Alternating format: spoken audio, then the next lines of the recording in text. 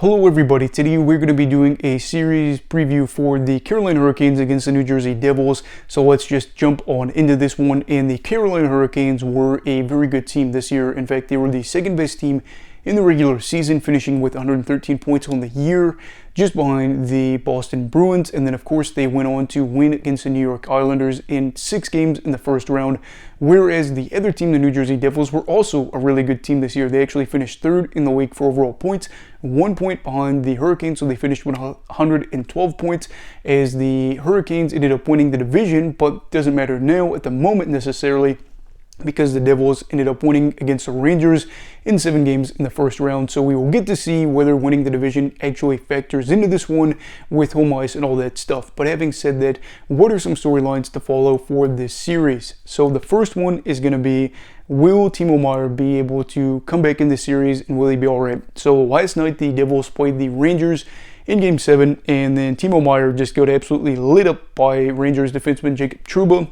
Trouba is a guy that is known for his big hits. Whether or not they're clean or not, depending on the situation, is up in the air, and I'm not really here to get into whether or not that was a clean hit by Trouba. I don't really want to, go down that rabbit hole. You guys can in the comments if you want, but I just want to see what this impact could be on Meier, if he's going to be here or not, and what the impact could be felt for the Devils.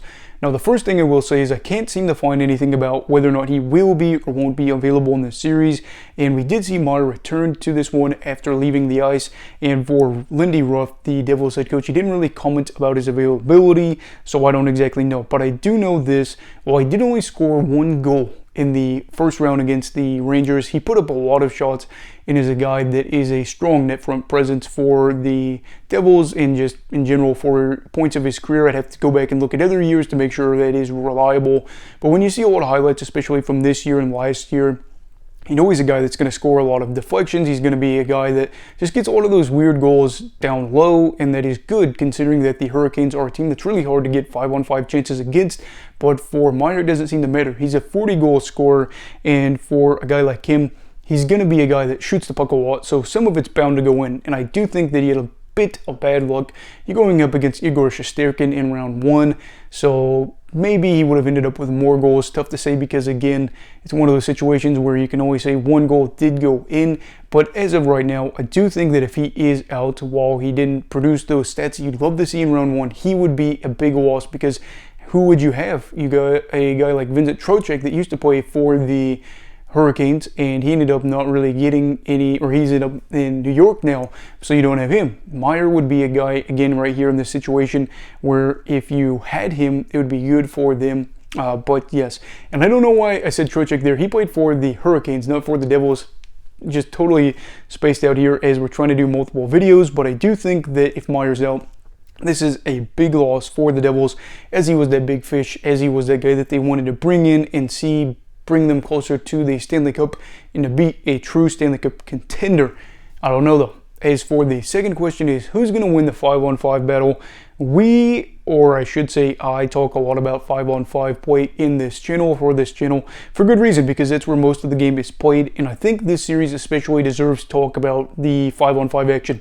Carolina, for the most part, is a team that is probably going to bully everybody else at 5-on-5 play. But the Devils are a team that actually stacks up well in that category, because they were one of the better 5-on-5 teams this year. So I do think that the Hurricanes will try to win this one by playing very aggressive on the forecheck and to just be the bully on the full strength. But I also think that this is a series you have to watch out for too, because the Devils are so good at scoring off the rush or getting rush chances. And for the Hurricanes, you have to really be able to back check well, because if you're going to be aggressive and be in the defensive zone for the other team and forecheck, if they're going to break out and you have a guy like Jack Hughes, that is going to be a problem there, as the Devils actually led the league for 5-on-5 shots off the rush. Jack Hughes is a big proponent of that for them to score off the rush.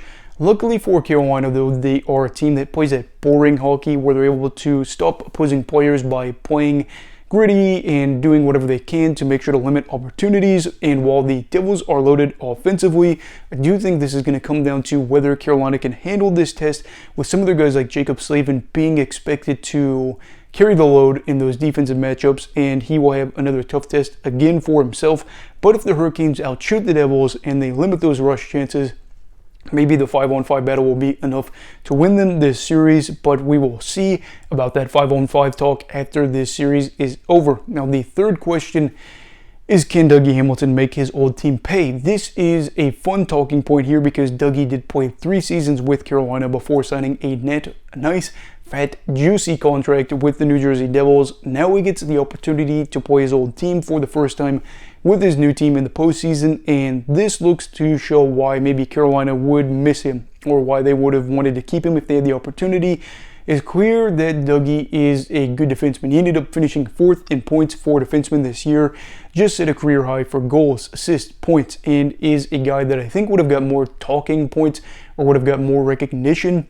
Had guys like Dahlin, guys like Fox, guys like Erik Karlsson especially, wouldn't have had such good years. I think Hamilton would have got more recognition, but it wasn't an easy year to just say this is the best defenseman. For him, there's multiple guys, and for Hamilton, while I don't think he was necessarily the best defenseman this year, he was one of the best, and for him, he wants to show that this new contract has been worth it in New Jersey. Has it every year? I don't necessarily think so, but this year it definitely was. And his legacy very well could be tied to this playoff run for the Devils. New Jersey is probably supposed to be a team that is going to be good in the coming years, but you never really know, so you got to take advantage of the opportunities you do have. So for Dougie, why not go out there, why not play well, show that the money that he was paid is definitely worth it, show that the Devils are a team that can go on a run, possibly go on and win a cup. That would definitely make his legacy with New Jersey great, but also go out there and show up his old team that he was hoping to get paid for, but I don't think they were able to really get close in negotiations with money. I think he wanted closer to that $9 million mark, and I think Carolina was looking at about $6.5 million, so that was really a big talking point there. But I do hope Dougie can have a good series here because he is a pivotal part of what New Jersey can do if they're able to win these games. And then the final talking point is, can Akira Schmid be the Devils guy, or is he the Devils guy? In the opening 2 games against New York, the Devils were just totally outplayed. They got outscored 10-2, and I think a big part of it was Vitek Vanacek having a save percentage of .827 in those 2 games. Then the Czech goalie that had 33 wins this year was pulled, and Lindy Ruff decided that the experience from the season wasn't enough. He was going to end up going with the soon-to-be 23-year-old Akira Schmid, and he is a guy that had just 24 games of NHL experience before the playoffs. He rewarded Ruff's trust with 2 shutouts in the final 5 games of the series against the Rangers.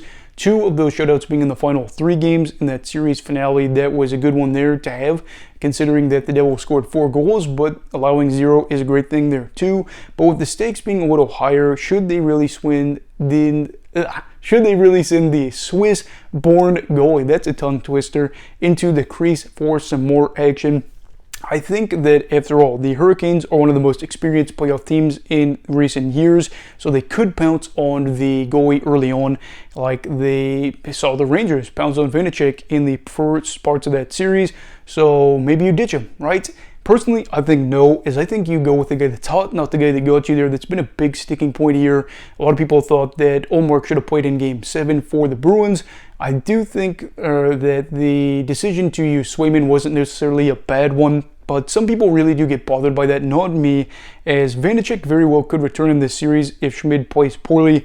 But I really don't see why replacing a young goalie with another young goalie that struggled in the first round would be the smart decision, because if they left Vanacek in there, they very well could be done early on in that first round. So I think with him getting more experience, it's probably the best decision. And for Game 1, I would have to say he goes in there and would probably very well, if he plays anywhere similar to what he did in that first round against New York, would go on to be in the Eastern Conference Final, or at least be the goalie that could contend for it. So having said all this, who will I be picking in this series?